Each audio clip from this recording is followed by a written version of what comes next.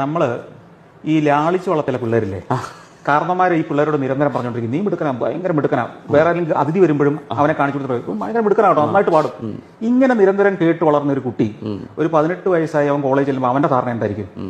അവനാണ് ആ കോളേജിൽ ഏറ്റവും മിടുക്കനാണ്. പക്ഷെ പരീക്ഷ വരുമ്പോഴും റിസൾട്ട് വരുമ്പോഴും അതിനേക്കാൾ മിടുക്കന്മാർ അവിടെ കാണും. നമ്മൾ നമ്മുടെ വീട്ടിൽ നമ്മൾ ഏറ്റവും കേവനാ. കിട്ടിയോ? അതെ. അപ്പൊ നമ്മൾ കുറെ വർഷങ്ങളായിട്ട് നമ്മുടെ രാഷ്ട്രീയക്കാർ നമ്മളെ മിണ്ടാതിരിക്കാൻ വേണ്ടി എന്ത് പറഞ്ഞു? നമ്മളെ സൈലന്റ് ആക്കാൻ വേണ്ടി എന്ത് പറഞ്ഞു? അവരുടെ കുറ്റം കണ്ടുപിടിക്കാൻ വേണ്ടി എന്ത് പറഞ്ഞു? മലയാളി പ്രബുദ്ധനാണ്. അവനെ പുകഴ്ത്തി അവനെ അങ്ങ് പൊട്ടനാക്കി.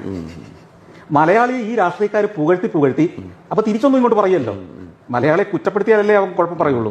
മലയാളി പ്രബുദ്ധനാണെന്ന് ഇവിടുത്തെ രാഷ്ട്രീയക്കാർ നിരന്തരം പറഞ്ഞുകൊണ്ടിരുന്നു നമ്മളോട്. ഇതുപോലൊരു ലോക നിലവാരമാണ് ഇവിടെ, യൂറോപ്യൻ നിലവാരമാണ് നമ്മുടെ വിദ്യാലയങ്ങൾ, നമ്മുടെ ആശുപത്രികൾ, നമ്മുടെ റോഡുകൾ, ലോകത്തിനേക്കാൾ വലിയ സുന്ദരമായ സ്ഥലങ്ങളില്ല എന്നൊക്കെ പറഞ്ഞ് നമ്മളെ ഇപ്പം ലോകം കാണാൻ തുടങ്ങി കഴിഞ്ഞപ്പോഴാണ് ആൾക്ക് വൈകി തിരിച്ചറിഞ്ഞു തുടങ്ങി. അല്ലാത്ത സ്ഥലങ്ങളും വേറെ ഉണ്ട്.